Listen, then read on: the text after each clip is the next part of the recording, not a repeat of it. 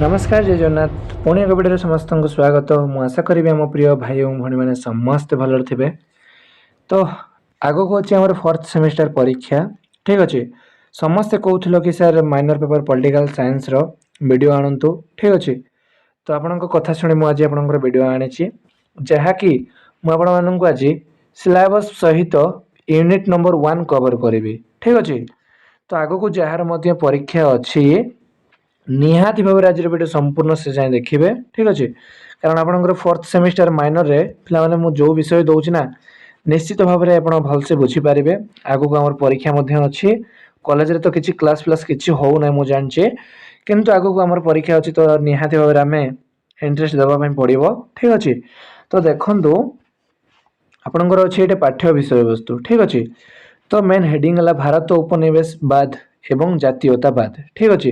आपंकर अच्छी जोटा कि माने पॉलिटिकल साइंस पिलामानंकर कोर पेपर 4 ठीक अच्छे जोटा कि सेकंड सेमिस्टर है सेकंड सेमिस्टर कोर पेपर 4 रे अच्छी यही भारतर माने भारत रे उपनिवेशवाद एवं जातीयतावाद से टॉपिक टी रही अच्छी। तो हमको माने से सिलेबस सेम टू सेम रही अच्छी तेणुक जमा डाउट ना तेणुक आम आज माने क्लास स्टार्ट करवा ठीक अच्छे। आज जो आम रही अच्छी यूनिट नंबर 1 देखो उपनिवेशवाद एवं जातीयतावाद जोटा रही अच्छी यूनिट नंबर 1 रे ठीक अच्छे। आम यहाँ पढ़ा है जो मैंने इंग्लिश मीडियम इंग्लिश माने मो ग्रुप रे सिलेबस दे देइछि ठीक अच्छे। जो मैंने देखी ना जाकि देखीदेवे मुझे ओडिया रे आनी पे ठीक अच्छे। यहाँ ओडिया रे मु तार यूनिट नंबर ये कर ठीक अच्छे। तो आज आम जो रही अच्छी आमर ए आउ बी दुईटा जाक कनसेप्ट क्लियर करेंगे ठीक अच्छे। प्रथम उपनिवेशवाद उपर मुख्य दृष्टिकोण तार उदारवाद कौन ताहा लेख तो आम बुझा उपनिवेशवाद को एक्चुअली कौन तार अर्थटी कौन ठीक अच्छे। तापर नेक्स्ट बुझा भारत में जातीयतावाद अध्ययन दृष्टिकोण तार अर्थ कौन तार मीनिंग कौन लॉन्ग क्वेश्चन केमिति आसुछि हमको जानवा पड़ो ना ठीक ना। तो आज आम यूनिट नंबर 1 माने उपनिवेशवाद तार इंट्रोडक्शन जाना ठीक अच्छे तार परिचय जाना आम केमती कौन लॉन्ग क्वेश्चन लिखा जाए ताहा कहि तेणुक समस्त वीडियो को जोड़ी हुई रही था आग को जार माइनर 2 अच्छी ठीक अच्छे। तो चलो देखा है देखो यहाँ हूँ आपंकर ए है जोटा कि उपनिवेशवाद उपरे मुख्य दृष्टिकोण यदि क्वेश्चन जेकोसी क्वेश्चन पड़ो मुझे भलसे बुझाई देथिबी निहाती भाव आप लिखिपारे ठीक अच्छे। तो देखो आमर उपक्रमणिका कौन रही अच्छी देख उपनिवेशवाद जोटा कि हूँ एक विशेष साम्राज्यवादी प्रक्रिया कौन ना साम्राज्यवादी ठीक अच्छे। साम्राज्यवादी एक प्रक्रिया है माने देखो आम समाज गोटे काम करिथिबा गोटे व्यवस्था ये उपनिवेशवाद हूँ आम समाज गोटे काम करवा व्यवस्था ठीक अच्छे।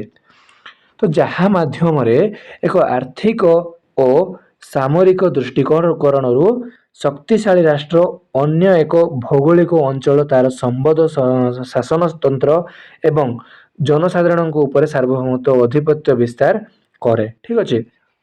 देखो मुझे कहली आम ये उपनिवेशवाद हूँ एक आम सामाजिक माने सामाजिक गोटे माने तार गोटे तार कार्य कर प्रक्रिया ठीक अच्छे जहाँकि सी आम समाज कम करमी कि जहाँ मध्यम गोटे आर्थिक माने जमीक मनी ठीक अच्छे से ही दृष्टिकोण कौन होता है शक्तिशाली राष्ट्र जोटा कि शक्तिशाली राष्ट्र अच्छे से आम अन्य भौगोलिक अंचल गुड़िक सब तो शक्तिशाली राष्ट्र नुहे ना। तो जमी अन्य भौगोलिक अंचल गुड़ी तार संपद शासन तंत्र एवं जनसाधारण उपरे जोटा कि शासन तंत्र जापारे ठीक अच्छे जनसाधारण बोले आम उपर ठीक अच्छे आम जो समाज लोक मान तो सार्वभौमत्व अधिपत्य विस्तार करें ठीक अच्छे। तो 1600 रु 20 शताब्दी मध्य यूरोपीय शक्तिशाली माने एशिया आफ्रिका जोटा कि एवं लाटिन अमेरिका रे यही व्यवस्था को प्रतिष्ठा करते एक मार्क रे पचार ठीक अच्छे। तो यहाँ कौन होता ना 1600 रु 20 मध्य शताब्दी मध्य ठीक अच्छे जोटा कि यूरोपीय शक्ति माने है शक्ति मान बोले से यूरोप किए माने प्रेसिडेंट कौन थे माने एवं एशियार माने एशियार एवं आफ्रिकार लाटिन अमेरिका देश यहाँ प्रतिष्ठा करथिला। तो उपनिवेशवाद प्रकृति कारण एवं प्रभाव को बुझाई मुख्यतः 3टी बौद्धिक और प्राख्यांक दृष्टिकोण रही अछि। आमको जदि यही ମାନେ ଉପନିବେଶକୁ ଯଦି ବୁଝିବାର ଅଛି ତାହେଲେ ତାର ତିନୋଟି ଠିକ ଅଛି କେତୋଟି ନା ମୁଖ୍ୟତଃ ତିନୋଟି ବୌଦ୍ଧିକ ପ୍ରାକ୍ଷିକ ଦୃଷ୍ଟିକୋଣ ରହିଅଛି। ଚାଲ ସେଇ ଆମେ ତିନୋଟି ବୌଦ୍ଧିକ ପ୍ରାକ୍ଷିକ ଦୃଷ୍ଟିକୋଣ କଣ ଜାଣିବା। ଠିକ ଅଛି ଦେଖନ୍ତୁ ପ୍ରଥମେ ଆସିଲା ଉଦାରବାଦୀ ଦୃଷ୍ଟିକୋଣ। ଠିକ ଅଛି ଦେଖନ୍ତୁ ଉଦାରବାଦୀ ସିଦ୍ଧାନ୍ତ ମାନେ ଯଥା ଜନ୍ ଲକ୍, ଆଡାମ ସ୍ମିଥ, ଜନ୍ ଟ୍ୟୁଆର୍ଟ ମିଲ୍ସ ଏବଂ ଥମାସ ମାର୍କଲେ ଉପନିବେଶବାଦକୁ ଏକ ପ୍ରଗତିଶୀଳ ଏବଂ ସଭ୍ୟତା ପ୍ରସାରଣକାରୀ ମାଧ୍ୟମ ଭାବରେ ଦେଖୁଥିଲେ। ଠିକ ଅଛି ତିନି ଜଣଙ୍କର ନାମ ମନେ ରଖିବେ, ତିନି ଚାରି ଜଣଙ୍କର। ଠିକ ଅଛି ସଭ୍ୟତା ପ୍ରମାଣକାରୀ ମାନେ ଏହା ହଉଛି ଗୋଟେ ସତ୍ୟ ପ୍ରମାଣକାରୀ। ଠିକ ଅଛି ତାହା ସେ ଭାବରେ ଦେଖୁଥିଲେ। ଠିକ ଅଛି ତ ସଭ୍ୟତା ବିସ୍ତାର ଦାୟିତ୍ୱ ଯୋଉଟାକି ରହିଅଛି ଦେଖ ଉଦାରବାଦୀ ଚିରକ ମାନଙ୍କ ଅନୁସାରେ ଏସିଆ ଓ ଆଫ୍ରିକା ସମାଜ ଗୁଡିକ ପ୍ରଗତିଶୀଳ, କୁସଂସ୍କାର ଛିନ୍ନ ଏବଂ ସାମନ୍ତବାଦୀ ଥିଲେ। ଠିକ ଅଛି କଣ ଥିଲେ ନା ମାନେ ତାଙ୍କର ଏସିଆ ଏବଂ ଆଫ୍ରିକା ସମାଜ ଗୁଡିକ ଯୋଉ ରହିଅଛି ମୁଁ କହୁଛି ଏଇଟା ମାନେ ପ୍ରଥମରୁ କହିଅଛୁ ଯେ ଏଇଟା ସମାଜକୁ କାମ କରିଥାଏ। ଠିକ ଅଛି ତ ସେଇ ସମାଜର ପ୍ରଗତିଶୀଳ, କୁସଂସ୍କାରଚ୍ଛନ୍ନ ଏବଂ ସାମନ୍ତବାଦୀ ଥିଲେ। ଠିକ ଅଛି ତ ୟୁରୋପୀୟ ମାନେ କଣ ନା ନିଜକୁ ସଭ୍ୟ ମାନି ଏହି ଅଭ୍ୟାସ ସାମାଜିକ ଗୁଡିକ ଆଧୁନିକୀକରଣ କରିବାର ଦାୟିତ୍ୱ ନିଜ ହାତକୁ ନେଇଥିଲେ। ଠିକ ଅଛି ସଭ୍ୟ ମାନେ ଅଭ୍ୟାସ। ଠିକ ଅଛି ମାନେ ସଭ୍ୟକୁ ମାନେ ଏଇ ଅଭ୍ୟାସକୁ କୋଉଟା ନା ତାଙ୍କର କରିବାର ଥିଲା ସେଇ ଅଭ୍ୟାସକୁ। ଠିକ ଅଛି ରୁଟିନ ଠିକ ହେଲା ତ ସମାଜକୁ ଆଧୁନିକୀକରଣ କରିବାର ଦାୟିତ୍ୱ ନିଜ ହାତରେ ନେଇଥିଲେ। ଜେ ଏସ୍ ମିଲଙ୍କ ମତରେ ଦେଖନ୍ତୁ ଏଇଟା ଭେରି ଭେରି ଇମ୍ପୋର୍ଟାଣ୍ଟ। ଠିକ ଅଛି ଜେ ଏସ୍ ମିଲଙ୍କ ମତରେ କେତେକ ସମାଜ ଶାସନ ସ୍ୱନ ପାଇଁ ଯୋଗ୍ୟ ନୁହନ୍ତି। ମାନେ ଶାସନ ସ୍ୱନ ମାନେ ତାଙ୍କର ସେ ଶାସନ କରିବା ପାଇଁ ତାଙ୍କେ ଯୋଗ୍ୟ ନୁହନ୍ତି, ତେଣୁ ସେମାନଙ୍କୁ ସଭ୍ୟ କରିବା ପାଇଁ ଉପନିବେଶବାଦୀ ଶାସନ ଆବଶ୍ୟକ। ବୁଝିପାରିଲେ ଗଣତନ୍ତ୍ର ରାଷ୍ଟ୍ର ନା ଠିକ ନାହିଁ ସମସ୍ତଙ୍କର ସମାନ ଅଧିକାର ଥାଏ, କିନ୍ତୁ ତାଙ୍କେ କଣ କହୁଛନ୍ତି ନା ଦେଖନ୍ତୁ ଜେଏମଏସଙ୍କ ମତରେ କହୁଛନ୍ତି ଯେ କେତେକ ନା ଆମ ସମାଜ ପାଇଁ ମାନେ ଶ୍ୱାସନ ପାଇଁ ପାଶ୍ଚାତ୍ୟ ଯୋଗ୍ୟ ନୁହନ୍ତି ବୋଲିକିନା କହୁଛନ୍ତି।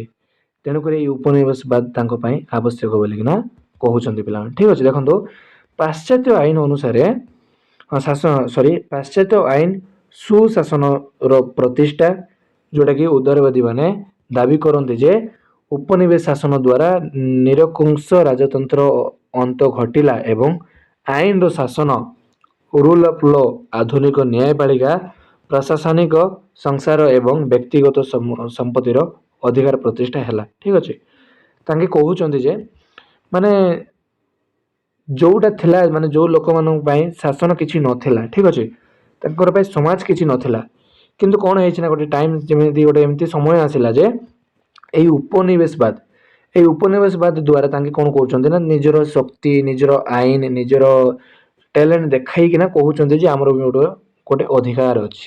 ଠିକ ଅଛି ଅଧିକାର ପ୍ରତିଷ୍ଠା ହେଇଗଲା। ଠିକ ଅଛି ନେକ୍ସଟ ଦେଖନ୍ତୁ ନେକ୍ସଟ ପଢିବା ଦେଖନ୍ତୁ ମୁକ୍ତି ବ୍ୟବସାୟ ଓ ବିଶ୍ୱ ଅର୍ଥନୀତିର ଏକତ୍ରୀକରଣ ଆଡାମ ସ୍ମିଥ ହେଲା।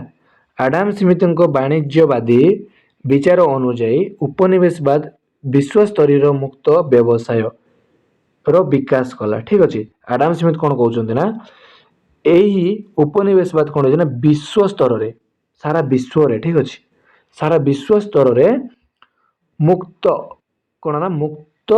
ବ୍ୟବସାୟ ଓ ବିଶ୍ୱ ଅର୍ଥନୀତିର ଏକତ୍ରୀକରଣ। ଠିକ ଅଛି ଭେରି ଭେରି ଇମ୍ପୋର୍ଟାଣ୍ଟ ମନେ ରଖିବେ କଲା। ଠିକ ଅଛି ଏହା ଦ୍ୱାରା ଅନୁନ୍ନତ ଦେଶ ଗୁଡିକରେ ରେଳପଥ, ଟେଲିଗ୍ରାଫ, ବନ୍ଦର ଏବଂ ଶିକ୍ଷାନୁଷ୍ଠାନ ଭଳି ବୈଦିକ ଭିତ୍ତିଭୂମି ସୃଷ୍ଟି ହୋଇପାରିଲା। କାହା ଦ୍ୱାରା ଏଇ ଆମେ କଣ ପଢୁଛେ ପିଲାମାନେ ଦେଖନ୍ତୁ ଏହି ଉପନିବେଶବାଦ। ଠିକ ଅଛି ଉପନିବେଶବାଦ କାହାକୁ କୁହାଯାଏ ତାହା ଆମେ ଭଲସେ ବୁଝୁଛେ। ଠିକ ଅଛି ଆପଣ ବୁଝିପାରୁଥିବେ ଏତେ ଯାଏଁ। ଠିକ ଅଛି ନେକ୍ସଟ ଦେଖନ୍ତୁ ସମାଲୋଚନା ଉଦାରବାଦୀ ଦୃଷ୍ଟିକୋଣ ଉପନିବେଶବାଦର ଭୟାନକ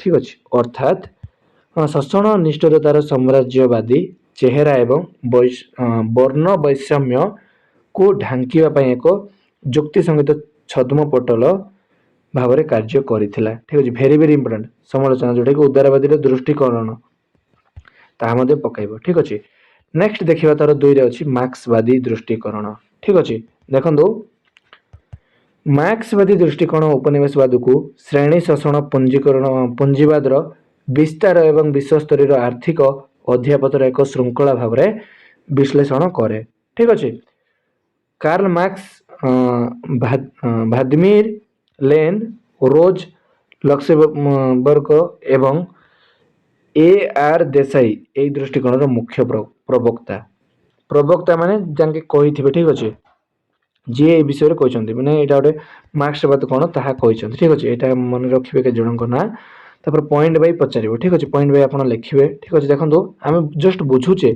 तार इंट्रोडक्शन टी बुझुचे कार यहाँ इंट्रोडक्शन आम कौन बुझे ना उपनिवेशवाद केमती सृष्टि होती क्या कहगला कौन करागला ताहा तो ये पचार जाऊँ ना। ठीक अच्छे तो आम नेक्स्ट आम गोटे कौन पढ़ुचे ना देखो तीनो आमर बौद्धिक माने प्राक्षिक अच्छी है।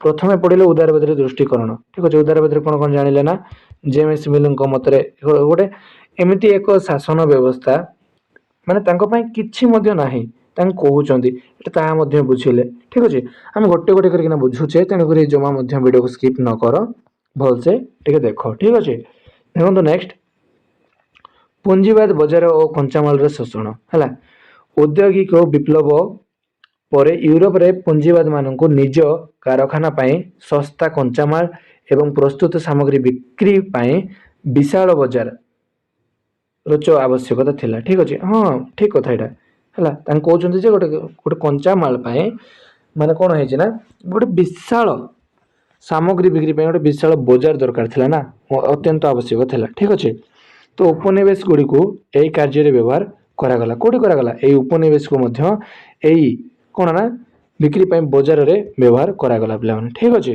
देखो लेन मतरे साम्राज्यवाद तत्व तांकर प्रसिद्ध बही रे दर्शाई थिले जे पुंजीवाद जेतेबेले निजर चरम सीमा बा एक चाटिया अध्यापत रे पहुंचे सेतेबेले निज देश रे जमा होइथिबा अतिरिक्त पुंजी को अधिक सुध और लाभ अर्जन पाई अनुन्नत देश गुड़िक निवेश करने को बाध्य हुए। ठीक अच्छे कौन कहते ना देखो लेन साम्राज्यवाद तत्व कहते जे जेतेबेले गोटे राज्य रे जेतेबेले गोटे राज्य रे कौन है ना गोटे कैपिटल थाए कि ना।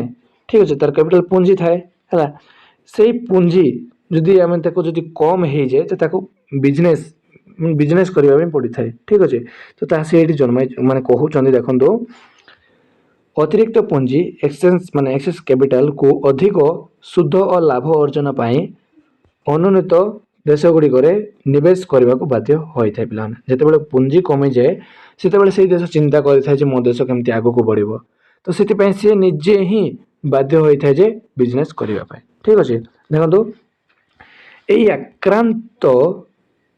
आक्रांत आर्थिक लोभ ही उपनिवेशवाद को जन्म दे थाए। ठीक अच्छे जोटा माने आमको बाध्य कराई थाए कि नहीं ताहा ही उपनिवेशवाद को जन्म कराई थाए। ठीक अच्छे आमको जितेबाला गोटे आम राज्य रे किंबा आम गोटे परिवार को कहूँ गोटे परिवार को उदाहरण नौचे आम पाखे किसी ना खावाई। ठीक अच्छे आम बाबा चाहिए तांके निजे बाध्य होबे ना जेमती मत मत काम कर। ठीक है काम कर पैसा आनबार अच्छी पुंजी जमाइबार अच्छी तो गोटे माइंड सेट आसे कि ना तो से जो माने से जो विषयटी आसे से जो माइंड टी करे ताहाकू कौन है ना आर्थिक ही यही उपनिवेश को सी जन्माई थाए पिला। ठीक अच्छे तो पारंपरिक अर्थनीतिर विनाश जोड़ा कि कार्ल मार्क्स दर्शाई जे ब्रिटिश शासन भारतर पारंपरिक ग्रामीण आत्मनिर्भरशील अर्थनीति हस्तशिल्प और बयन शिल्प को संपूर्ण विनाश कर देथिले। ठीक अच्छे भारत को केवल एक कृषजात पान्य जगानकारी देश परिणत करथिले। ठीक अच्छे मैंने बहुत इंपोर्टेंट अच्छी विषयटी पे। ठीक अच्छे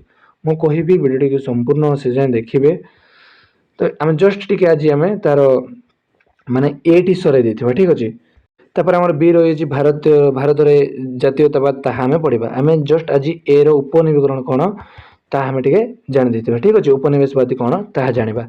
नेक्स्ट तृतीय देखो तृतीय आसला देखो उत्तर उपनिवेशवाद दृष्टिकोण। ठीक अच्छे ताहा आम कौन जानिबा देखो उत्तर उपनिवेशवादी दृष्टिकोण केवल राजनीति बा अर्थनीति सीमित नर ही संस्कृति ज्ञानर ସଂରଚନା ଭାଷା ଶାସନଗତ ମାନସିକତା ଏବଂ ଜାତିଗତ ଅସମାନତା ଉପରେ ଉପନିବେଶବାଦର ଦୀର୍ଘସ୍ଥାୟୀ ଭାବକୁ ପରୀକ୍ଷା କରିଥାଏ।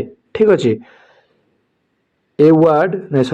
ଏଡୱାର୍ଡ ସାଇଦ୍ ଠିକ୍ ଅଛି, ଗାୟତ୍ରୀ ସ୍ପିଭାକ୍ ଏବଂ ହମି ଭାବା ଏହାର ମୂଳ ପ୍ରତିଷ୍ଠାତା। ଭେରି ଭେରି ଇମ୍ପୋର୍ଟାଣ୍ଟ ଏଇ 3 ଜଣଙ୍କର ହେଲା। କୋଉଟାକି ଉତ୍ତର ଉପନିବେଶବାଦୀ ଦୃଷ୍ଟିକୋଣ କିଏ କିଏ କରିଥିଲେ ନା ଗୋଟେ ହଉଛନ୍ତି ଦେଖନ୍ତୁ ଏଠି ଦେଲା ଏଡୱାର୍ଡ ଠିକ୍ ଅଛି, ଏଡୱାର୍ଡ ହେଲା ସାଇଦ୍। ନେକ୍ସଟ ଅଛନ୍ତି ଗାୟତ୍ରୀ ସ୍ପିଭାକ୍ ଏବଂ ନେକ୍ସଟ ଅଛନ୍ତି ହମି ଭାବା। କ'ଣ କହିଛନ୍ତି ଦେଖ, ଓରିଏଣ୍ଟାଲିଜିମ୍ ବା ଯୋଉଟାକି ରହିଛି ପ୍ରାଚ୍ୟତ୍ୟବାଦ ଠିକ୍ ଅଛି। ତ କହୁଛନ୍ତି ଯେ ତାଙ୍କ ପୁସ୍ତକ କିଏ ନା ଏଡୱାର୍ଡ ସାଇଦ୍ ତାଙ୍କ ପୁସ୍ତକରେ କ'ଣ କହିଛନ୍ତି ନା 1978ରେ ଦର୍ଶାଇଛନ୍ତି ଯେ ପାଶ୍ଚାତ୍ୟ ଜଗତ ୱେଷ୍ଟ ନିଜର ସାମ୍ରାଜ୍ୟବାଦ ସ୍ୱାର୍ଥ ସାଧନା ପାଇଁ ପ୍ରାଚ୍ୟ ପୂର୍ବ ଦେଶଗୁଡ଼ିକୁ ଅସଭ୍ୟ ଅଯୌକ୍ତିକ ନିଷ୍କୃଷ୍ଟ ଓ ରହସ୍ୟମୟ ଠିକ୍ ଅଛି ଭାବରେ ଚିତ୍ରିତ କରି ଜ୍ଞାନର ଏକ ନକଲି ସଂରଚନା ତିଆରି କରିଥିଲା। ନକଲି ମାନେ ଡୁପ୍ଲିକେଟ୍ ଠିକ୍ ଅଛି, ଆପଣ ଜାଣିଥିବେ ନା ନକଲି ସଂରଚନା ତିଆରି କରିଛନ୍ତି। ତ ଏଇ ଜ୍ଞାନର ଶକ୍ତିର ସମ୍ପୂର୍ଣ୍ଣ ନଲେଜ ପାୱାର ନେକ୍ସଟ ଶାସନ କରିବାର ବୈଧତା ଦେଇଥିଲେ। ଠିକ୍ ଅଛି, ତାଙ୍କେ କ'ଣ କହୁଛନ୍ତି ଆପଣ ଧ୍ୟାନ ରଖିବେ। ଠିକ୍ ଅଛି, ସାଂସ୍କୃତିକ ଗୋଲାମୀ ଓ ହୀନମାନ୍ୟତା ଉପନିବେଶବାଦୀ ଶାସକମାନେ ନିଜର ଭାଷା ଇଂରାଜୀ ଓ ସଂସ୍କୃତିକୁ ଶ୍ରେଷ୍ଠ ଦର୍ଶାଇ ସ୍ଥାନୀୟ ଲୋକଙ୍କ ମାନସିକତାର ଦାସତ୍ୱମୁଖୀ କରାଇ ଦେଇଥିଲେ। ଭୌତିକ ଭାବେ ଉପନିବେଶବାଦ ଶେଷ ହୋଇଥିଲେ ସୁଦ୍ଧା ମାନସିକ ଓ ସାଂସ୍କୃତିକ ସ୍ତରରେ ସାମ୍ରାଜ୍ୟବାଦୀ ପ୍ରଭାବଶାଳୀ ଆଜି ପର୍ଯ୍ୟନ୍ତ ବିଜୟ ରହିଅଛି। ଠିକ୍ ଅଛି, ନେକ୍ସଟ ଦେଖନ୍ତୁ ପଢ଼ିଦେବା ଟିକେ ସାରଙ୍କରଣ କ'ଣ ନା ଦେଖନ୍ତୁ ସାରକରଣ ଏବଂ ଅନୁକରଣଙ୍କ ମତରେ ଉପନିବେଶବାଦ ଶାସକ ଓ ଶାସନୀୟତାଙ୍କ ସଂସ୍କୃତି ମିଶ୍ରଣରେ ଏକ ନୂତନ ସଂସାର ସଂସ୍କୃତି ସୃଷ୍ଟି କରେ ଯେଉଁଥିରେ ଶାସିତ ବର୍ଗ ଶାସକଙ୍କୁ ଅନୁକରଣ କରିବାକୁ ଚେଷ୍ଟା କରେ କିନ୍ତୁ ସମ୍ପୂର୍ଣ୍ଣ ସମାନ ହୋଇପାରେ ନାହିଁ। ଆଜି ଯାହା ବୁଝିଲେ ତାହା ଭେରି ଭେରି ଇମ୍ପୋର୍ଟାଣ୍ଟ। ଠିକ୍ ଅଛି, ଆମେ ଟୋଟାଲି ଗୋଟେ ୟୁନିଟ୍ ଆମେ ନେକ୍ସଟ କ୍ଲାସରେ କଭର କରିବା। ଆଜି ଭିଡ଼ିଓ ପାଇଁ କେବଳ ଏତିକି। ଭିଡ଼ିଓଟି ବହୁତ ଲମ୍ବା ହେଇଗଲା। ଠିକ୍ ଅଛି, ନେକ୍ସଟ କ୍ଲାସରେ ତାର ଯେମିତି ଭାରତର ଜାତୀୟତାବାଦ ଅଧ୍ୟୟନର ଦୃଷ୍ଟିକୋଣ କ'ଣ, ଅଧ୍ୟୟନ ମାନେ ପଢ଼ିବାର ତାର କାରଣଟି କ'ଣ, ତାର ଦୃଷ୍ଟିକୋଣଟି କ'ଣ ତାହା ଆମେ ବୁଝିବା। ଠିକ୍ ଅଛି, ଆଜି ଜଷ୍ଟ ଟିକେ ଆମେ ତାର ଇଣ୍ଟ୍ରୋଡକ୍ସନ ବା ପରିଚୟ ଟିକେ ଜାଣିଲେ ହେଲା। ଏଇଟା ଆପଣ ଲଙ୍ଗ କ୍ୱେଶ୍ଚିନ୍ ଆରାମସେ ଲେଖିପାରିବେ। ମୁଁ ଆଶା କରିବି ଭଲସେ ବୁଝିପାରିଥିବେ। ଭିଡ଼ିଓଟି କେମିତି ଲାଗିଲା ଜମା ମଧ୍ୟ ଲାଇକ୍ କରିବା ପାଇଁ ଭୁଲ ନାହିଁ ଏବଂ ନେକ୍ସଟ କ୍ଲାସ୍ ପାଇଁ ଆମ ଚ୍ୟାନେଲକୁ ଏବେ ସବସ୍କ୍ରାଇବ୍ କର। ଠିକ୍ ଅଛି, ତ ରହିଲେ ଜୟ ଜଗନ୍ନାଥ। ନେକ୍ସଟ କ୍ଲାସ୍ ପାଇଁ ରେଡ଼ି ରୁହ।